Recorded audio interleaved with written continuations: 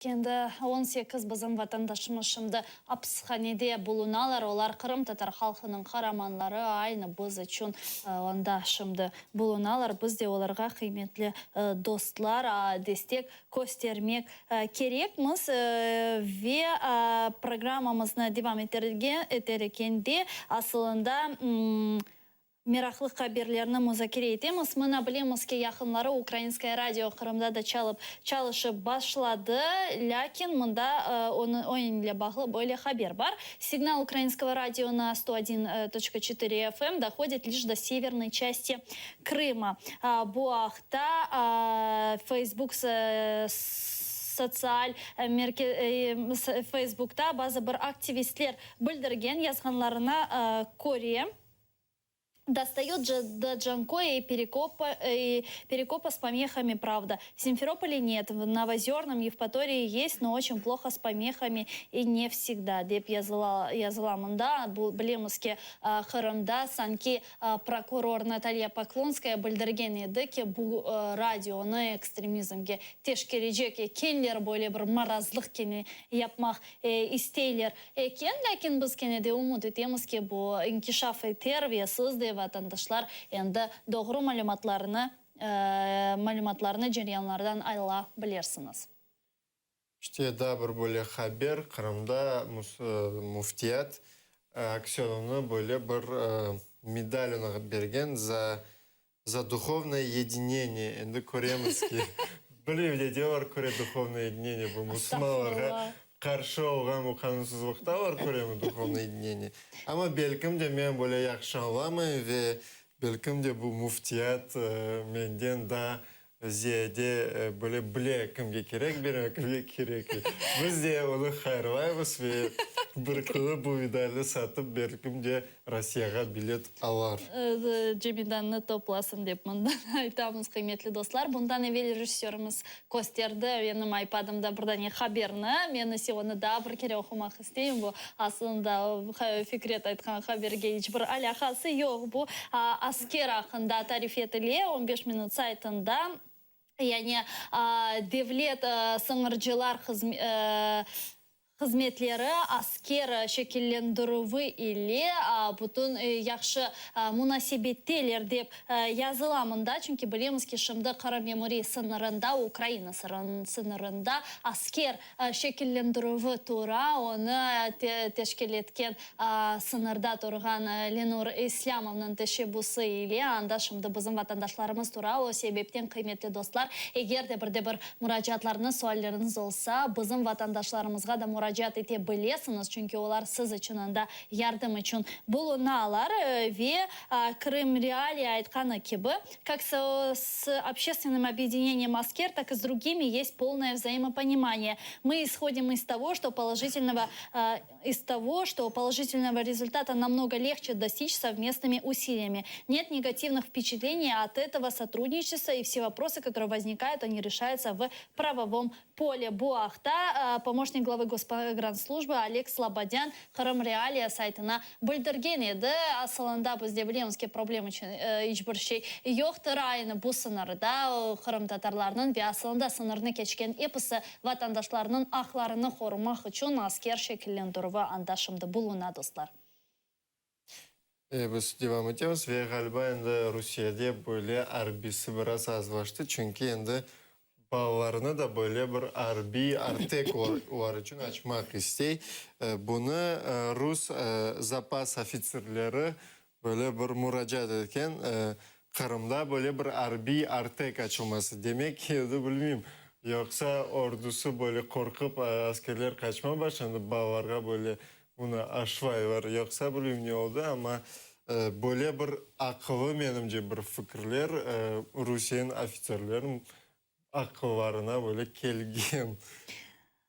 мында да бірчоқ хаберлер бар. Менімже сіздерні мерақ еткен да бірчоқ хаберлерінде оқай білесіңіз. Біз ең мұйымлері еле сіздерні таныш еттік. Лекен бұнда невел қиметлі достар білеміз ке бірчоқ бізім Қырымда яшаған яшларымыз, студенттеріміз Украина университетлеріне кірмек үшін насыл япмалы, насыл япа біле бұл ішлер асында кірмек. Імкені бар ма, қолай ма, ағыр ма, суаллері или пек мерақланалар асында бұл суалшымды күннің мевзусы олды, чүнки Украинада қырымлылар үшін, яны бөлі тест кечмелері үшін, яны қолай бір вазифелер әнді теклиф етіле, яны бұл ақта малюматына келініз бераберлікте сейреті, студентлерінде диқатыны жел петер түшінжеме көре, чүнки Украинаға оқымаға істеген балалар, Қырымдаки балалар әнді да қолайжа университетке кіре білейджеклер, келініз бұл ақта күчік бірлевқаны бераберлікте сейретейік. Қырым мезунлары ВНО тестлеріні ярымадада Русия екені девлет имтианны берген сон тапшыра білелер. Украина тасильна зерлігі олар үшін қошма сессиясыны кечережек. Для таких абітурієнтів, які не змогли виїхати для складання ЗНО, буде перенесена додаткова спеціально для них зроблена сесія з 4 по 12 липня. Украина али юқуф юртларына ВНОда ресмилештірмеге, еттіштірмегенлері де кіре білелер. Бұның үшін махсус тасил меркезлерге весиқаларының тапшырмақ керек олajaq. Бөйле меркезлер девлетнің 10 уқуф юртларында açılacaq. Ці центри будуть уповноважені як такі, де буде відбуватися державна підсумкова атестація для таких випускників з Криму з української мови і історії України. Там, в цих центрах, вони також можуть подати так звану освітню декларацію, які предмети вони вивчали у цих російських школах, тому що перескладати весь спектр предметів їм дуже складно. Русия имтианның нәтижелері Русия аттестатындан тасил декларацияға кечерілежек. Бұна көре университетке имтиан тапшырылajaq. Ләкин университет янында махсус меркез çalışмақ керек. Данные подвижки, они уже упрощают, дают какую-то альтернативу крымчанам и уже каким-то образом упрощают саму процедуру, хотя бы начиная с того, что они эти центры, они будут искать возможность для обеспечения жильем. Одно из самых проблемных для крымских абитуриентов, когда они выезжают на материковую часть, это где жить. Бойле меркезлер насыл уқуф юртларында açılajағы белли дегіл. Таврия университетінің ректоры Владимир Казарин Эмин меркез Қырым университетінде, яғни Таврия Мили университеті янында açılмаға зарур. Я представляю, в какой внутренней растерянности до сих пор находятся крымские абитуриенты, которые не знают, из каких вузов им предстоит выбирать. Мы как бы немножко до сих пор вслепую играем с крымскими абитуриентами. У них до сих пор нет ясности, куда они могут поступить. Сарф етілген вақыт ақында Альменда мерkezінде де айталар. 1 июня, когда уже стартует, по сути, да, мы уже вплотную подошли к вступительной кампании, информация в Крым не зашла. А это время принятия решения. Слишком поздно все это произошло. Поэтому нужно было подумать о том, как мы эту информацию туда заведем.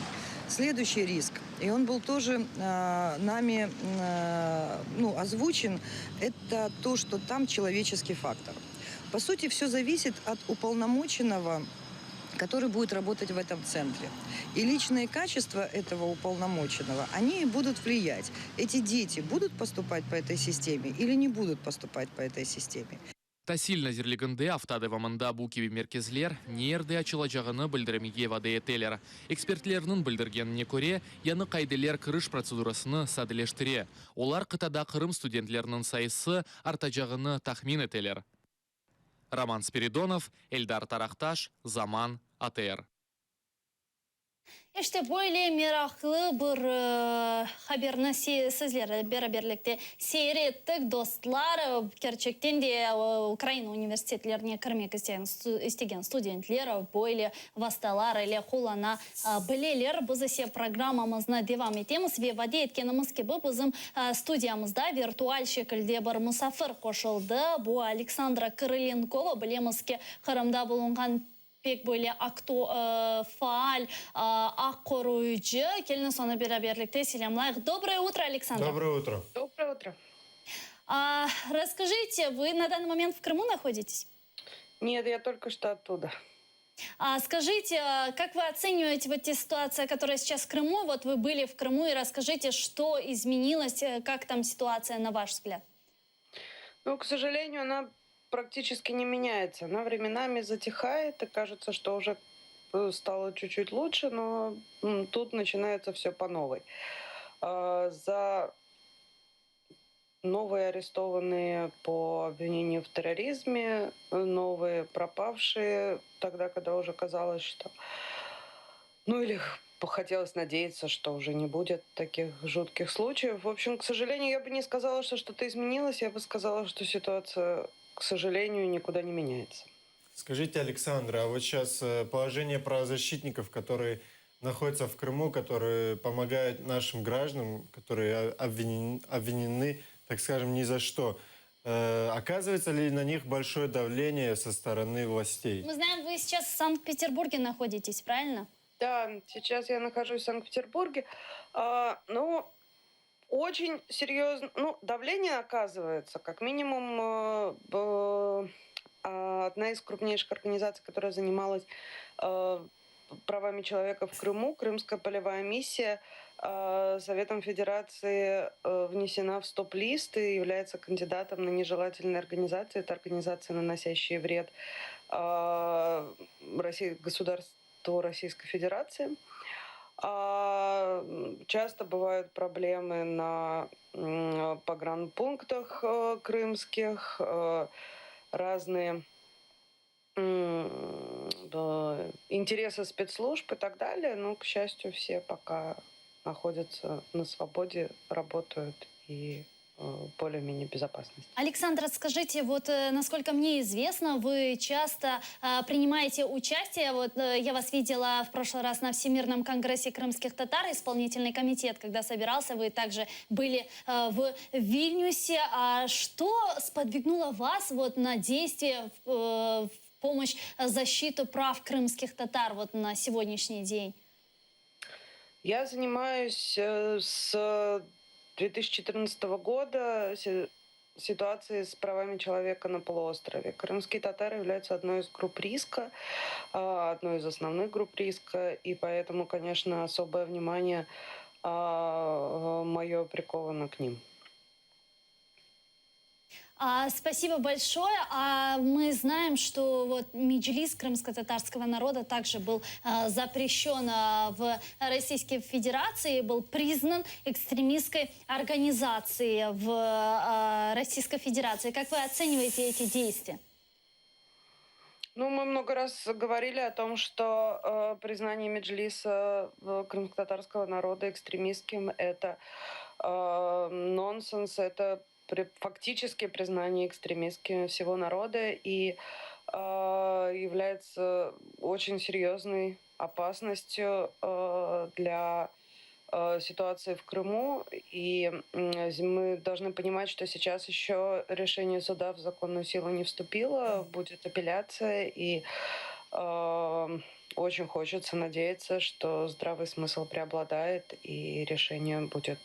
А какую реальную помощь на сегодняшний день могут оказывать правозащитники жителям Крыма непосредственно? В первую очередь распространение информации о происходящем на разных правозащитных международных и российских и украинских организаций. Кроме того, то есть сбор этой информации, систематизация и подтверждение этой информации со стороны правозащитников. Кроме того, консультационную помощь по поведению в различных ситуациях. Ну и как минимум моральную поддержку. А скажите, я так понимаю, люди, жители Российской Федерации не информированы вот этой эскалацией репрессий в Крыму? Мы стараемся максимально, как возможно, учитывая схлопнувшееся поле средств массовой информации российских, но насколько возможно мы информацию распространяем. Мы проводим регулярно разные мероприятия просветительные в Москве и в Петербурге, выставки, дискуссии, круглые столы и так далее. В общем, стараемся рассказывать. Вот такой вопрос. Возможно ли вот тем крымским татарам и вообще другим людям, которые, которые сейчас находятся в тюрьмах, которых обвиняют там в преступлениях, возможно ли им сейчас как-то отставить права? Реально ли это вообще на данный момент в России? Ну, ситуация такова, что отстаивать права надо в любой момент и в любой ситуации. Если говорить о том, что реально ли, чтобы они не оказались в заключении, но мы видим, например, что по части дел по 26 февраля, по 3 мая многие люди остались на свободе, хотя в России это большая редкость.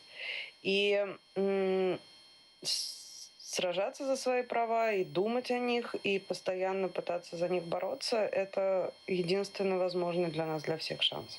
Так а все же, для чего это все делается, по вашему мнению? Я не могу оценить. Это пусть оценивают политики и те, кто это делают. Я не могу залезть им в голову. А скажите, вот в Крыму мы видим, усиливаются репрессии с каждым днем. Может, стоит применять жителям Крыма какие-то меры ненасильственного сопротивления? Или же это все равно ни к чему не приведет? Самое главное – это не молчать о том, что происходит, потому что, к сожалению, сейчас этого меньше, но, к сожалению, на протяжении первых 2 лет мы видели, что многие боялись рассказывать и не хотели, и считали, что будет хуже. Хуже не будет. И второе – это проявлять постоянную солидарность. Мы сейчас видим, что люди приходят и в суды, и к домам пропавших, и так далее. И вот это самое главное. Вот главное не оставлять никого одним перед репрессиями, перед государством. А Вот принимали это то, ли что вы можно. вот участие в судах, которые проходят в Крыму? Простите, я вас плохо Не принимали ли участие в судах, которые проходят в Крыму? Я каждый раз, когда в суде, стараюсь их посещать. А скажите, вот как правозащитник, как вы видите этот суд? Действительно ли проходит он Отвечает ли он адекватно? законам? Нет, мы много раз отмечали, что они не отвечают принципам открытости. К сожалению, очень часто люди не могут попасть на эти заседания. Не принимаются доводы защиты, как правило, во внимание практически совсем. То есть ни одно из ходатайств обычно не бывает удовлетворено и так далее. Я уж не говорю про гуманность и нахождение людей в клетках и так далее и тому подобное, что, в общем, противоречит всем принципам. Это противоречит даже самим же российским же принципам, правильно? Да, конечно. То есть, получается, сейчас суды, власть в Крыму нарушает собственные законы и сама, можно сказать, является правонарушителем в этом. И вот у меня такой вопрос. Эта вот эскалация репрессий против крымских татар, она только сейчас так усилилась, либо раньше не было такой большой подачи информации, что нам казалось, что раньше было не так, не так было много обысков, не так было много арестов, потому что в последнее время мы слышим это довольно-таки часто. Ну, на самом деле обыски были и с самого начала, с конца 2014 года.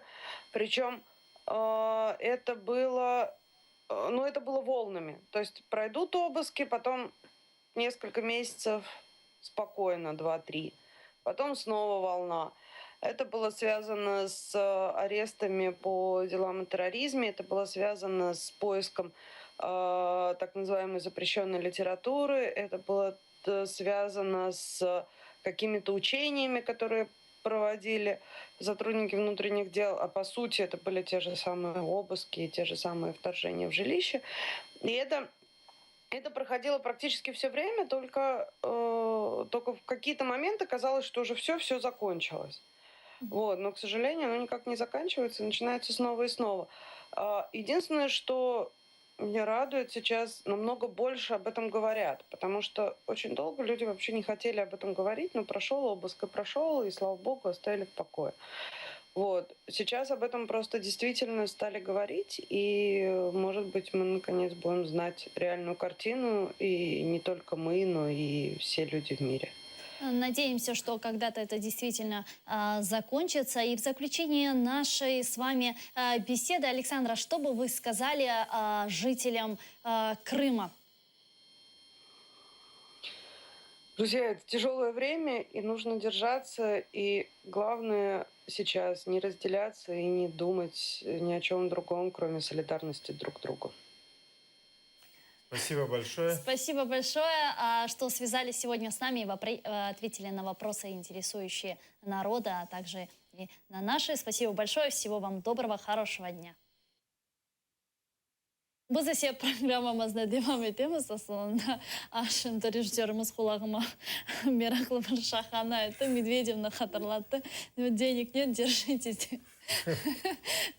Gerçekten de dostlar, bir-birimizге doğru aytты vatandaşımız, birlik olup bir-birimizге kol tutmalımız. Bu bizim en mühim maksatlarımızdan, en mühim hareketlerimizden ve en mühim böyle bizim düşünce fikrimiz olması lazım. Kol tutmak, birlikte olmak, bir-birimizni desteklemek mecburiyetindemiz. İnşallah böyle adamlar Rusya'da da ziyade olsa, eminim bizim de böyle sualimiz bu Kırım azat etmesi da yengil olacak. Çünkü gerçekten biraz böyle mümkün etmek kuvvanasın böyle insanlarını görgende. Böyle nasıl bunu etmek temiz, akıldan insanlarını, bizge destek etken insanlarını ve kendi böyle insanlara bu bizde Skype vasıtasıyla bulunan Rusya'dan bu yoksa başka Ukrayna yerlerden böyle teşekkür bildirmeye isteyimiz. Aslında umumen alganda böyle insanlar, vatandaşlar var, olar çok, lakin bu balaban bir maşinanın insanlarını daha çok böyle korkutkanı sebebinden hepsi çıkıp olamaylar. Lakin görüyoruz ki böyle cesur ve cesaretli insanlar var aslında, olar bizden, Kırım Tatar halkından örnek alalar deyip aytmak mümkün. Çünkü bizim Kırım Tatar halkımız hiçbir vakit hiçbir şeyden korkmagan ve boysunmagan ve bugün bu yapılgan hareketlerge bakmadan yüzünü saklagan, şerefini ve sadıklığını öz kalbinde, gönlünde kaldırgandır dostlar. Bu arada da şunu aytmak isteyeyim. Barsın korkutsunlar, barsın bu hareketlerini yapsınlar, barsın binlerce, milyonlarca onların arbiyleri olsun. Onlarda bizde olmagan bir şey var dostlar. Onların ne yüreği, ne kalbi, ne cesareti, ne cesurluğu var. Aslında şunu da aytmak isteyeyim ki bundan evvel mına İzzet Ağa bizim stüdyamızda teşrif buyurgan edi ve öyle meraklı bir şeyini ayttı. Ben de onu aklımda tuttum. Aslında bu hepsi yapkan şeyler bizge karşı yapılgan represiyalar olsun, hakaretler olsun, tüntüvler, baskınlar, hapsige almalar, bunlar hepsi bizni birleştiriyor. Onlar bunun farkında bile değiller. Çünkü aynı atalarımız da aytkan edi, aynı böyle şeyler, böyle dost yamanlıkta belli olunur deyip ayttılar. Aynı böyle bizge yapılgan hakaretler çerçevesinde vakitinde bizler daha da çok birleşemiz, daha da birlik, daha da kuvvetli, daha da güçlü olamız. Onlar böyle bunun farkında değiller kıymetli dostlar. O sebepten her şeyinin bir hayrı vardır. Bu da bir vakit bitecektir ve biz eminim aslında öz muhtar cumhuriyetimizge kavuşacağımız. Çünkü daha bir kere tekrarlayayım ve daha çok kere tekrarlayacağım. Ebedi olgan hiçbir şey bu dünyada yoktur. Ebedi kalgan sadece tarih ve bizim sadıklığımız kitaplarda kalacaktır dostlar. Biz ise programımızın Fikret ile yekunlemege mecburiyetindemiz. Cuma günleriniz daha bir kere hayırlı olsun. Keliniz bu günümüzde yüzümüzde tebessüm ile kokusumuz pek anlamız başlayıq. Çünkü adalet ve bizim tarafımızda sağlıkla kalmaz. Sağlıkla kalmaz.